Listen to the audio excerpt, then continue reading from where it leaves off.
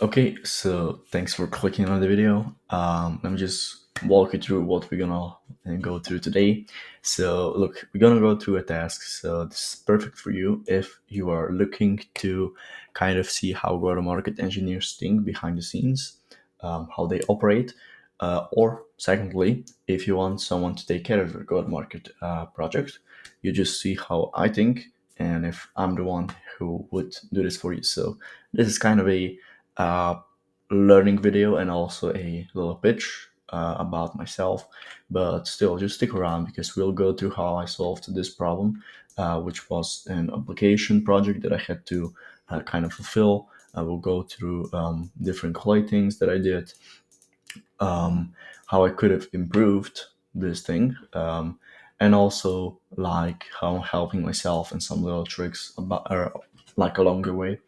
But yeah, let's just go right into it. So, as you know, I'm Nick, a go-to-market engineer, and I have been so for the past 4, 5, 6 months. I don't know exactly how much, but yeah, this is basically the task description.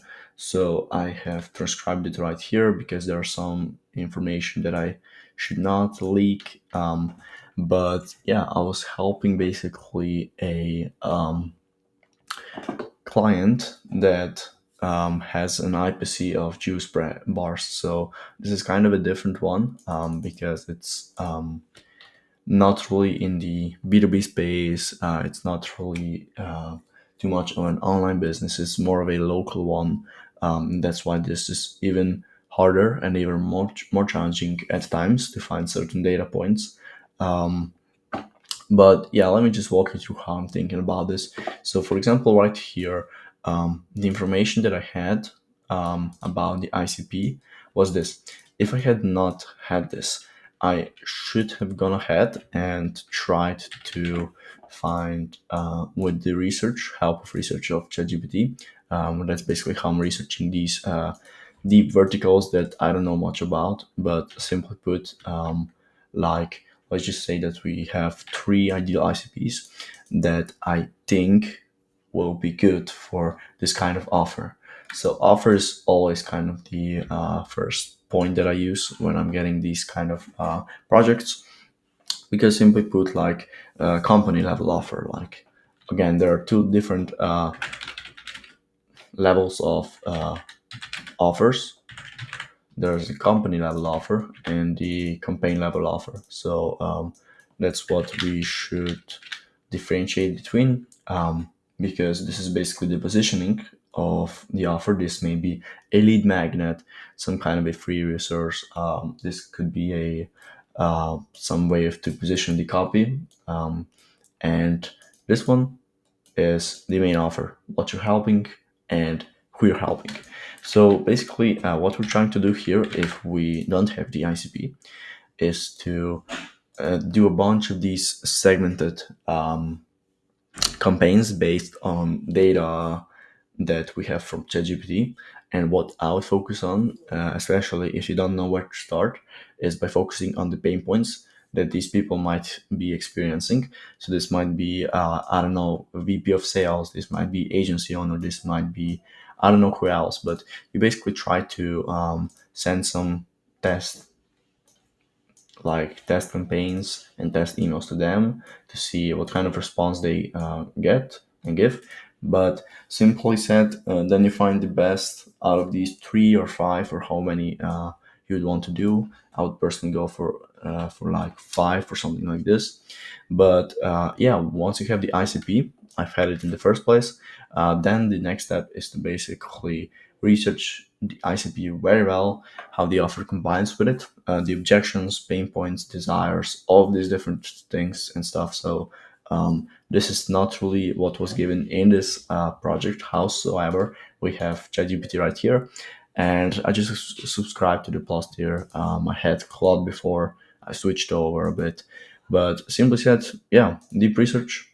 Um, just basically, you can go ahead, give it a full-on prompt to go and research the pain points.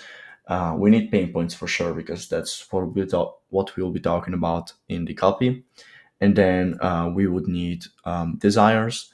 how this offer could help them, their situation, their current situation, desired situation, their common objections when they see this type of email.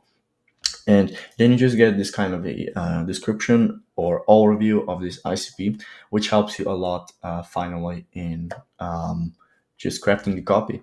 So that's why we're recently researching the ICP. It's because we are trying to create a copy that punches, that bangs, that hits the home. So yeah, that's kind of the process right here.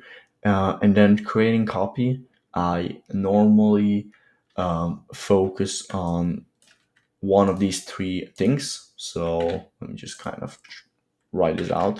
It's either to make them more money, to save them money, or to save them time. So these are the three categories I like to focus on. And these are the campaign level offers. And yeah, these three, like as I said, in this situation, when I researched the ICP, I found that they have tight profit margins, which means they would like to make more money, not just save money, because they don't have much left over anyways. So they would want to make more money. And the situation was this right here.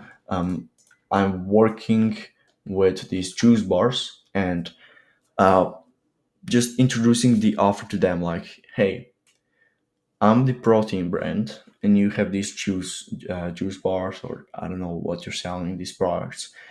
I could send you some protein samples, and then you could make, I don't know, 5% more per average order value, which would mean your profit margins would go up by 10%.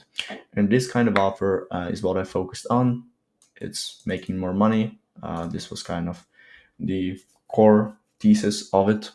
Um, and yeah, for the lead magnet, um, the first one I was thinking about a case study, but it didn't really hit me that hard until I realized that these are like small portions.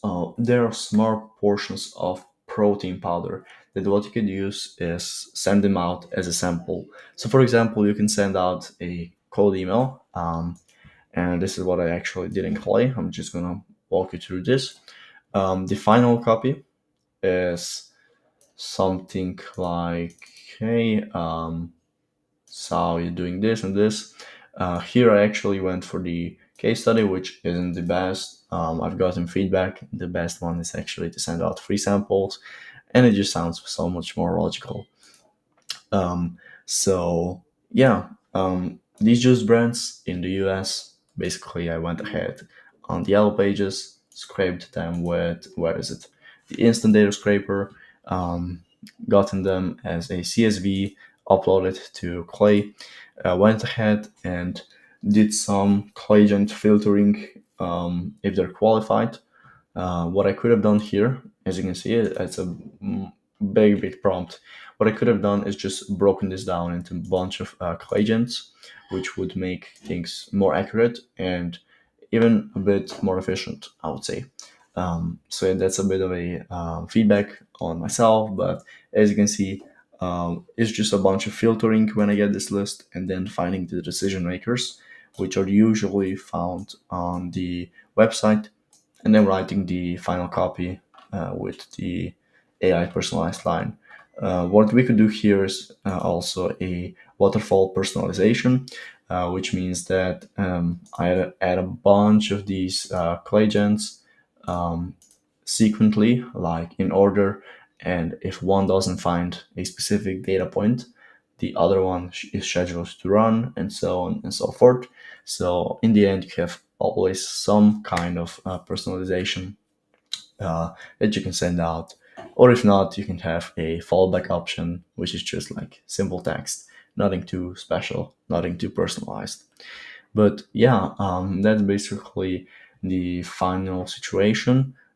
This was actually a project for the applying for some jobs and for future projects. So yeah, this is how I at least think about it. I don't know if that's something you're not really aware of, or if that's not how you think, but just let me know how you would do this project. Hope I explained it well enough. If you want me to solve some of your projects or just take a shot at them, uh, hit me up, DMs, LinkedIn, and yeah, that's it. So I'll see you in the next one.